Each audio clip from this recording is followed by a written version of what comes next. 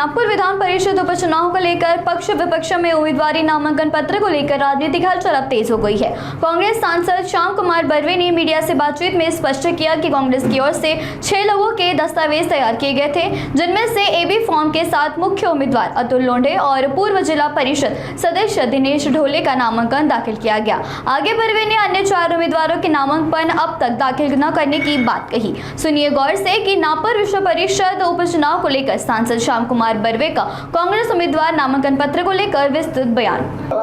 मागील 4-5 दिवसापासून आमच्याकडे अनेक आम्ही जेव्हा जिल्हाध्यक्ष आमचे प्रफुल्ल भाऊ गुर्दे, ग्रामीणचे जिल्हाध्यक्ष अश्विन बैस यांच्याकडे ग्रामीणमधून अनेक अर्ज आले।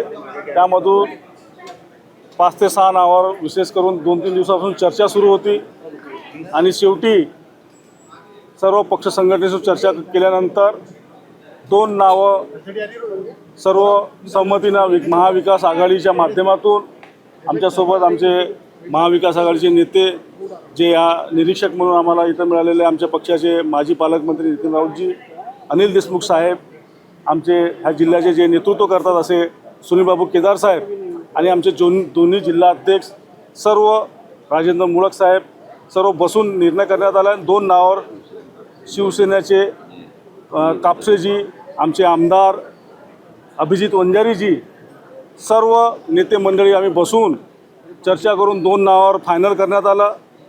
आमचे प्रवक्ता, काँग्रेस पक्षाचे अधिकृत प्रवक्ता अतुल दादा लोंढे आणि दुसऱ्या क्रमांकावर आमचे जिल्हा परिषदचे माजी सदस्य दिनेश भाऊ ढोले, या दोघांना उमेदवारी जाहीर करण्यात आलेली आहे काँग्रेस पक्षातर्फे।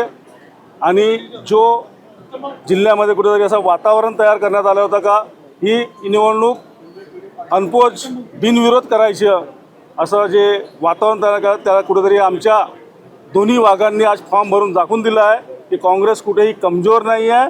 कोणत्याही परिस्थितीला निपटण्याकरता काँग्रेस पक्ष महाविकास आघाडी एक साथ आहे आणि लढण्याकरता आम्ही सज्ज आहोत। एबी फॉर्म दोन्ही उमेदवारांना दिलेला आहे का? शेवटपर्यंत कोण उमेदवार तुमचा राहील, काय क्रायटेरिया असेल? तुम्ही लोकसभेची निवडणूक विसरला वाटतं। एकच एबी फॉर्म असते आमच्यावाला, पण नाव 2 असतात ए आणि बी मध्ये, की जेणेकरून एखाद्या नावावर काही ऑब्जेक्शन आला किंवा काही कोणती त्रुटी आली तर सेकंड नाव ऑटोमॅटिक तो ग्राह्य धरला जातो। त्या पद्धतीने एकच एबी फॉर्म आहे, पण ए आणि बी मध्ये 2 नाव भरण्यात आलेले आहेत। सुनील केदार साहेब जिल्ह्याचे नेते आहे, निरीक्षक म्हणून माजी पालकमंत्री नितीन राऊत आहे, दोन्ही नेत्यांच्या नेतृत्वात ही संपूर्ण निवडणूक लढली जाईल।